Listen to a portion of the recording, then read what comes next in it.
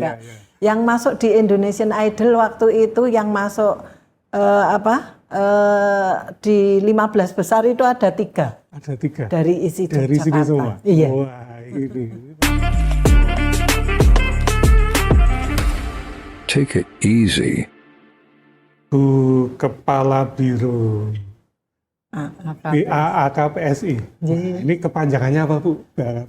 Kepanjangan dari Kepala Biro AAKPSI itu Biro Akademik Kemahasiswaan, Perencanaan dan Sistem Informasi. Iya. Jadi panjang banget pekerjaan. Panjang banget pekerjaannya juga panjang banget. Pekerjaannya juga banyak.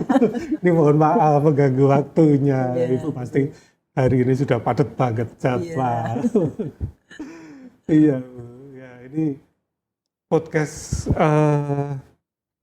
khusus untuk mengenalkan isi. Ya, ini namanya Take It Easy. Ya, maksudnya biar kita ini lebih dekat lagi dengan isi.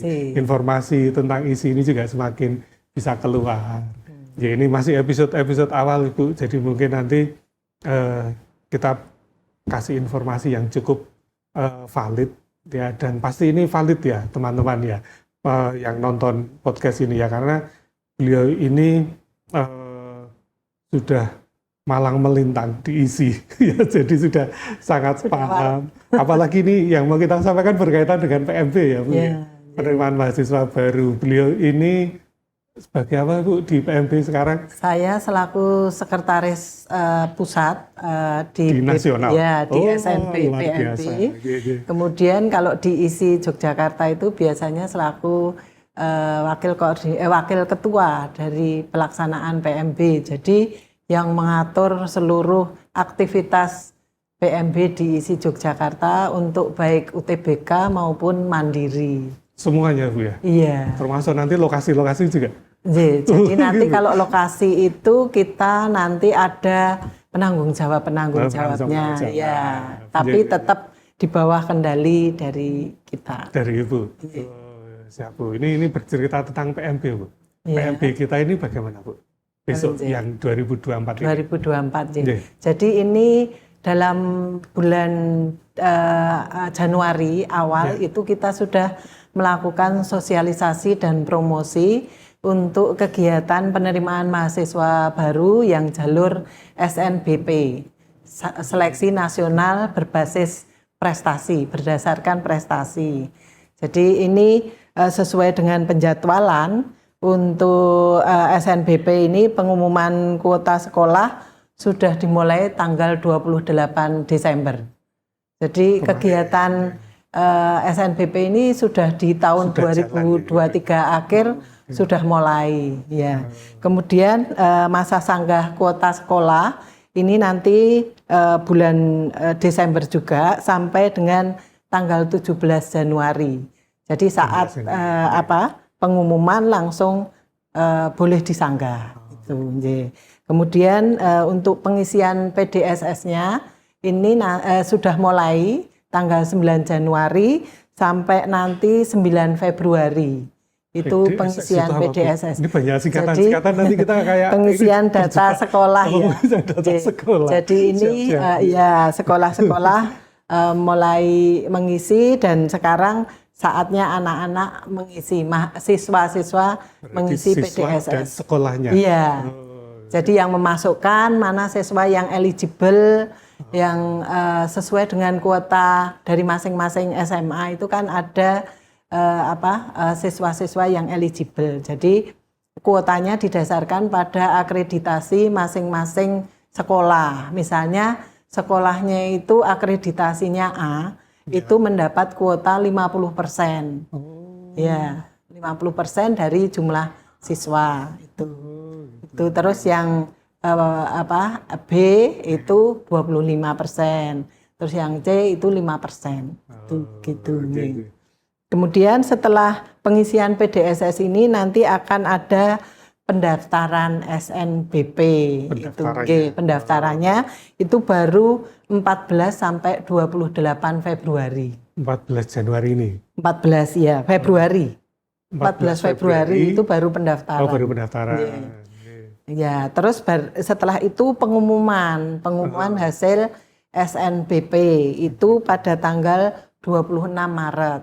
26 Iya. Maret. Jadi kalau yang sekarang itu yang masuk di SNBP sudah diterima tidak boleh mendaftar di SNBT. Oh, iya, Terus iya, nanti iya. yang diterima di 2 jalur itu tidak boleh mendaftar di Mandiri. Oh. Kalau dulu kan masih Masih boleh boleh. mendaftar di Mandiri, tapi kalau yang sekarang tidak boleh mendaftar di Mandiri. Itu untuk yang SNBT ya. Tapi kalau yang untuk jadwal untuk SNBT, seleksi nasional berbasis tulis atau UTBK yang dilaksanakan di seluruh provinsi di seluruh Indonesia. Iya. Itu nanti pembuatan akunnya itu mulai 8 Januari. Setelah Iya. yang tadi ya. Iya. Oke. Jadi di tengah-tengah itu sudah mulai boleh mendaftar akun. Jadi anak-anak yang tidak masuk di SNBP itu sudah mulai membuat akun Yang tidak masuk eligible. ya SNBP. bisa itu. Ya, itu masuk ke SNBT.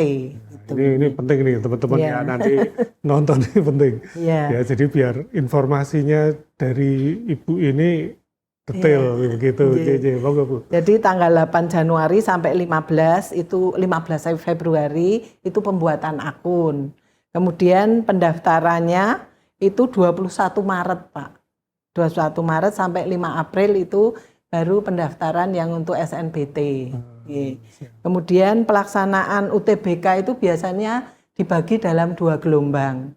Gelombang pertama itu tanggal 30 April sampai dengan 7 Mei. Kemudian gelombang kedua itu 14 sampai 20 Mei. Sampai Mei. Biasanya isi itu mengambil dalam satu gelombang. Gelombang pertama. Nah, itu perlu dicatat nih teman-teman. Isi ngambil di satu gelombang. Satu gelombang. Pertama ya Bu ya. Tapi itu tergantung dari jumlah siswa yang mendaftar di lokasi isi. Jadi kalau lebih, itu pun kami juga harus tetap membuka untuk gelombang keduanya. Tapi yang tahun kemarin itu hanya satu gelombang. Karena jumlah sarana dan prasarananya mungkin semua perguruan tinggi sudah banyak sehingga sudah memenuhi sehingga tidak panjang gelombangnya. UGM pun kayaknya juga mengambilnya satu gelombang. Ya. Kemudian untuk pengumuman hasil itu nanti di tanggal 13 Juni. Itu pengumuman hasil UTBK. SNBT, UTBK itu. Kemudian masa unduh sertifikat UTBK itu tanggal 17 Juni. Nah, biasanya karena ketentuannya kita itu melaksanakan kegiatan mandiri, seleksi mandirinya itu boleh setelah SNBT dilakukan. Jadi UTBK. Nah, ada dua ketentuan bahwa boleh mandiri itu boleh mengambil dari hasil SNBT, boleh juga mengambil sendiri, artinya menyeleksi sendiri. Nah, kalau isi Yogyakarta ini kita memilih menyeleksi sendiri, Pak. Karena apa? Kita itu kan perguruan tinggi seni. Jadi terkait dengan kompetensi dari masing-masing anak. Sehingga kalau lewat jalur yang SNBP dan SNBT itu kayaknya untuk kompetensinya kita belum menggali secara matang supaya nanti kualitas untuk kesenimanan itu terjaga gitu, Pak. Berarti ada 3 jalur ya Bu Ya, nanti ya. 3 jalur. Jalur SNBT, BP, SNBP, dan jalur mandiri. Ya. Tambah lagi kalau mungkin ini di tahun 2024 ini kita akan juga membuka jalur RPL, rekognisi pembelajaran lampau. Jadi bagi seniman-seniman yang tidak memiliki gelar kesarjanaan bisa mengikuti lewat RPL. Itu baru. Besok baru dibuka tahun 2024. Jadi tidak mengenal umur, Pak. Tidak mengenal umur. Tidak mengenal umur. Itu nanti ada tipe A, tipe 1A, tipe A1 sama tipe A2. Yeah. Nah, untuk mekanismenya ini Bu, pendaftaran. Mekanisme pendaftaran itu biasanya kita yang pertama itu kita membuka dengan satu persyaratan umumnya dulu nih Pak. Jadi persyaratan umum itu tentu yang boleh masuk adalah lulusan pendaftarnya adalah lulusan SMA, SMK dan madrasah aliyah maupun paket C. Itu boleh mendaftar. Syarat. Ya, terus pendaftar yang pernah tercatat juga sebagai mahasiswa ISI terus berhenti di tengah-tengah itu boleh juga mendaftar kembali ya. Itu tapi UTBK. Ya, bukan yang mandiri. Oh, yang mandiri. Oh. Kalau UTBK itu adalah program nasional, Pak. Gitu. Jadi seleksinya lewat BP3. Itu. Kemudian ada persyaratan kesehatan untuk masing-masing fakultas beda-beda. Oke. Terus itu biaya pendaftarannya ini Bu? Kalau biaya pendaftarannya itu 200.000 Pak. 200.000. Setiap tahapan ini tadi, setiap jalur? Atau? Setiap jalur, setiap kita mendaftar itu. Ya, artinya kan ada 3 jalur tadi, ya. Ini 200, nggak lolos, ya. Ini lagi 200 gitu ya, betul. Tapi boleh ya, ini nggak lolos daftar lagi. Iya, gitu. Iya. Tapi kalau yang sudah lolos tidak boleh daftar. Tidak boleh daftar lagi. Ya iyalah Bu, ngapain sudah lolos daftar lagi. Ya. Gitu ya. Terus kemudian ada satu lagi pendaftar yang lewat persyaratan untuk pendaftar yang lewat KIP kuliah. Oh ada lagi. Jadi kuliah. Kita itu kan ada beasiswa KIP kuliah dan KJMU. Kalau KJMU itu biasanya dari provinsi-provinsi di mana anak tersebut tinggal. Iya, itu biasanya KIP itu ada. Kartu Indonesia Pintar, ya, itu dari kementerian yang memberikan, ya. Jadi mereka kalau mau mendaftar itu kalau yang mandiri itu harus mengunggah kartu KIP-nya. Karena jalur yang mandiri ini kita memilih untuk yang KIP itu hanya di sisa kuotanya yang SNBT dan SNBP itu. Jadi sisa kuotanya, kalau ada sisa kuota baru bisa masuk di mandiri. Tetapi kalau kuotanya sudah terserap di prestasi dan tulis itu, ya mandirinya tidak ada begitu. Artinya nanti kalau ini sudah terpenuhi, mandiri bisa tidak dibuka. Iya. Karena yang memberi bantuan adalah dari kementerian. Bukan dari kita, kalau yang KIP itu. Nah ini Bu, kalau berkaitan dengan daya tampung Bu di daya tampungnya ISI itu berbeda-beda ya untuk masing-masing prodi itu ada. Totalnya itu kira-kira ada?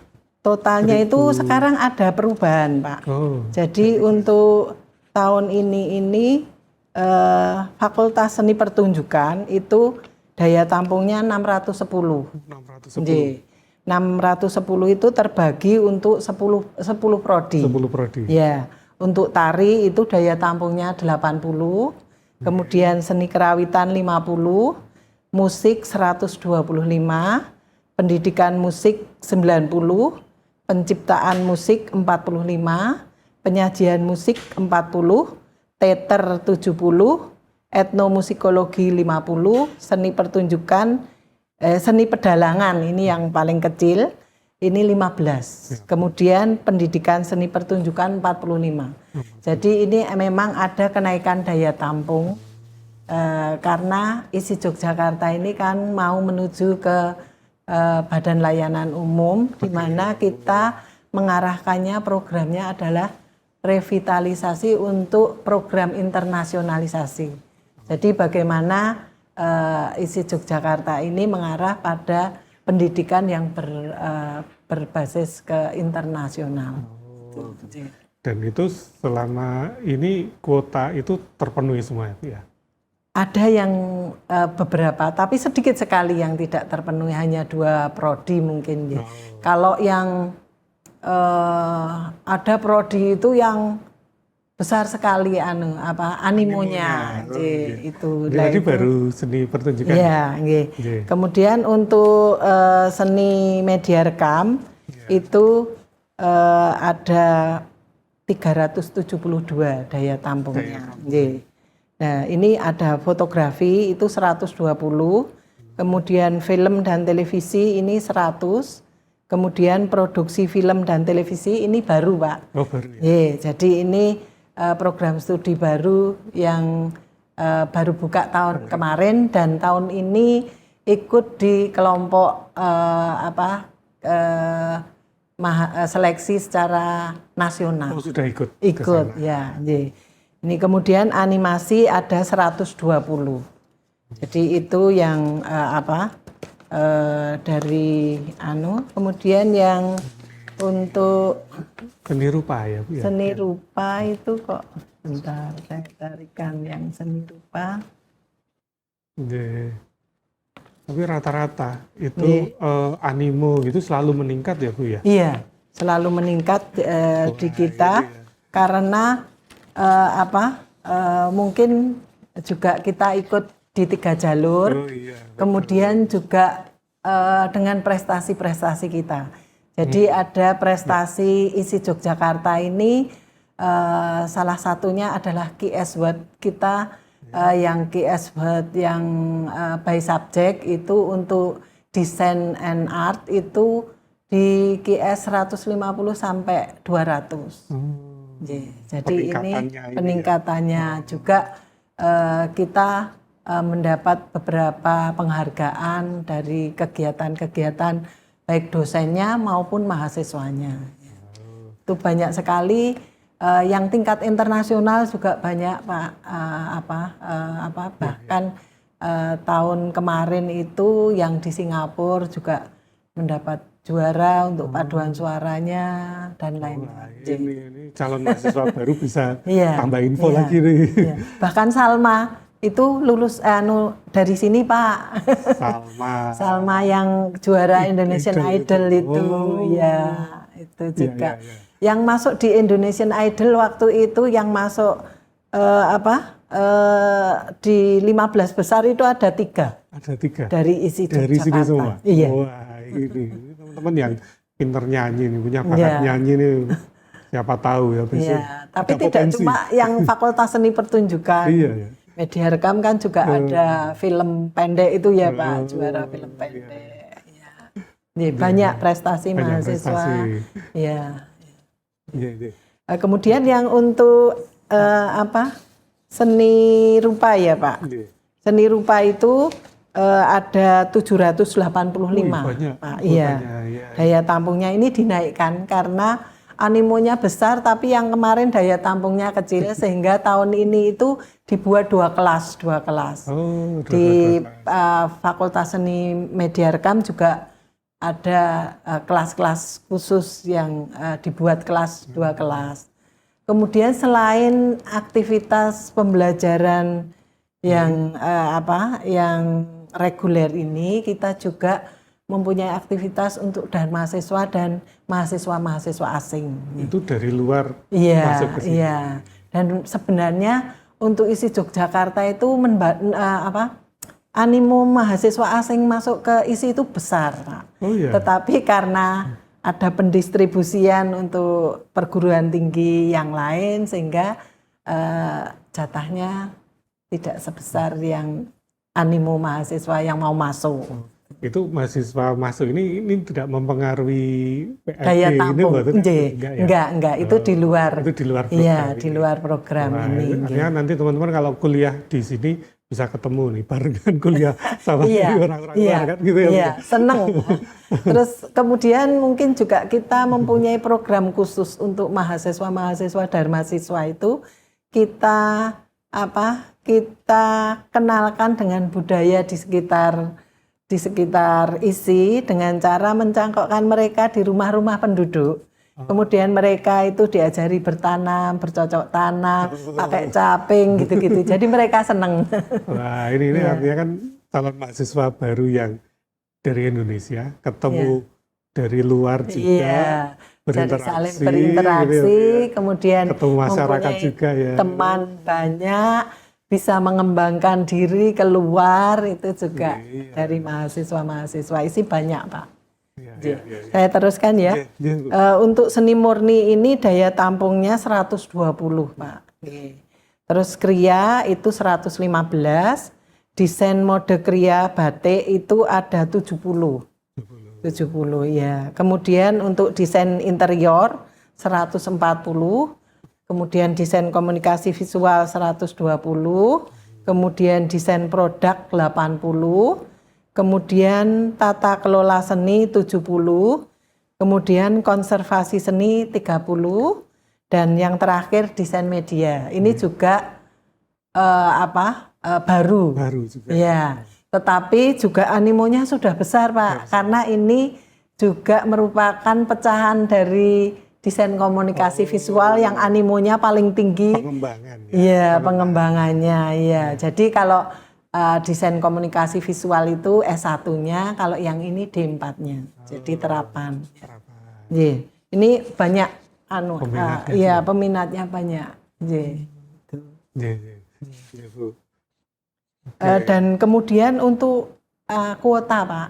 Kuota kami memilih 30, 40, 30. Jadi SNBP 30, kemudian 30% dari daya tampung, kemudian SNBT itu 40%, dan mandirinya 30%. Karena mandirinya maksimal, Pak, sudah. Sudah dimaksimalkan. 30%, ya, gitu. Sudah dimaksimalkan semua, 30%.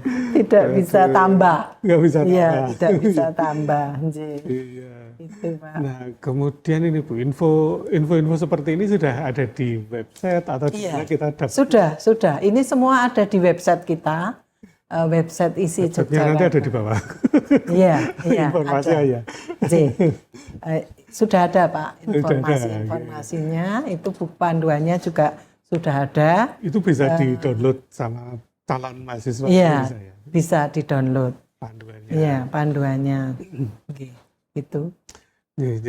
Nah, ini Bu, ini mungkin ada tips atau saran untuk calon mahasiswa ini, Bu. Jadi gini, untuk calon mahasiswa yang lulus SMA, SMK, Madrasah Aliyah maupun paket C itu kami mohonkan ketika memilih prodi itu bukan atas kemauan orang tua atau atas kemauan orang lain atau ikut-ikutan temennya, tetapi memang dari hati atau dari keinginannya sendiri, Pak. Karena kalau tidak itu nanti juga kalau belajar, karena di ISI ini kan kompetensi, Pak. Jadi nanti mereka terus, kok ternyata kok enggak sama dengan keinginan saya. Jadi betul-betul dipilih mana yang cocok supaya nanti di dalam proses pembelajarannya itu juga dia enjoy gitu, Pak. Ini artinya teman-teman ya, ketika mau mendaftar pesan Ibu ini harus tepat. Iya. Ya, yang pasti sesuai kata hati. Iya, betul. Apa itu kalau bahasa anak sekarang itu passion. Passion, betul, Pak. Passion, jangan sampai salah. Anak-anak kalau sekarang itu istilahnya salah prodi. Iya, gitu. Betul. Salah prodi gitu ya. Ya, kembali lagi ke passion anak-anaknya itu.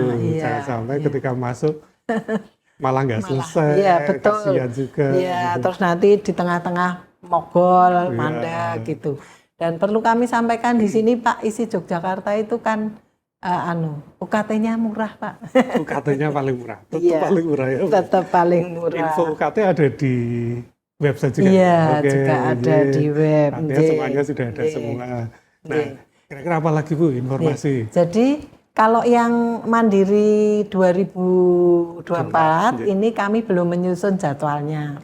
Karena kami kemarin menunggu dari hasil penjadwalan di di pusat, dari BP3. Lah kalau yang tahun kemarin itu kan pendaftarannya tanggal 30 Mei sampai dengan 27 Juni. Jadi ya sekitar itu pendaftarannya. Dan ya itu. Kemudian untuk proses pendaftaran itu perlu dibaca di buku panduannya supaya tidak salah gitu. Di prosesnya. Artinya harus jeli di panduannya. Iya, jadi membaca panduannya dulu, jangan masuk terus nanti bingung gitu aja. Istilahnya itu lihat dulu, jangan tanya dulu. Iya, betul. Ada panduannya dibaca dulu. Iya, gitu. buku panduannya dibaca dulu. Iya. Gitu, Oke Bu, ada lagi kira-kira Ibu yang mau itu mungkin yang bisa kami sampaikan untuk kegiatan jadi dibaca proses pendaftarannya itu ada di webnya ISI karena kalau proses pendaftaran ini tidak berubah Pak. Ya artinya nanti apapun informasinya teman-teman harus selalu memantau terus di websitenya ISI Yogyakarta ya, isi.ac.id. Dan yang baru Pak ini, jadi kalau tahun-tahun sebelumnya itu karena COVID, jadi kita melaksanakan kegiatan seleksi ini secara online dan offline. Tahun ini hanya offline. Wah, ini semua nanti offline. Iya, semua offline. Tidak ada yang online. Tidak ada yang online ya. Jadi perlu diingat nanti tahun ini semuanya proses ujian penerimaan mahasiswa baru akan offline. Akan istilahnya luring ya. Iya, luring. Jadi datang tes ke ISI. Ke lokasi langsung. Nah, ini bisa langsung lihat lokasinya seperti apa. Pendaftaran juga mau datang langsung juga boleh gitu kan. Jadi mohon untuk mempersiapkan diri. Nah, ini jadi Ibu ini jadi akan semakin sibuk nanti. Persiapannya seperti apa? Persiapannya agak ekstra panjang. Ya Bu ya, lebih banyak. Walaupun pendaftarannya tetap online ya. Pendaftaran bisa online ya. Iya, kalau pendaftarannya online, tetapi tetap online. Iya, sistem seleksinya offline. Harus datang ke sini. Iya, itu Pak.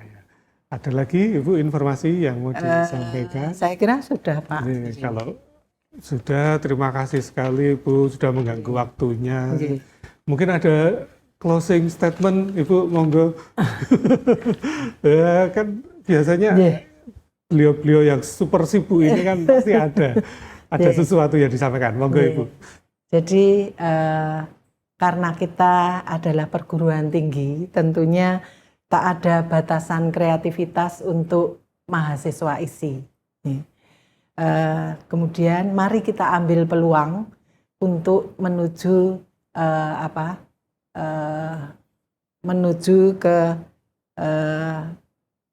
inspirasi ya, menuju dan menemukan inspirasi masing-masing. Jadi mohon untuk setiap langkah di dalam kegiatan itu adalah menghasilkan karya.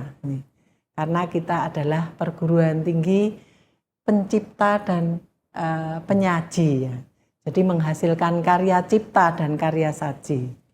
Itu Pak mungkin dari kami. Terima kasih Bu sudah berkenan hadir di podcast kami. Podcast Take It Easy Bu. Terima kasih, semoga ISI tetap jaya dan selalu menjadi pelopor perguruan tinggi seni di seluruh Indonesia. Jayalah ISI Yogyakarta. Iya, jayalah ISI Yogyakarta. Take it easy. Terima kasih. Take it easy.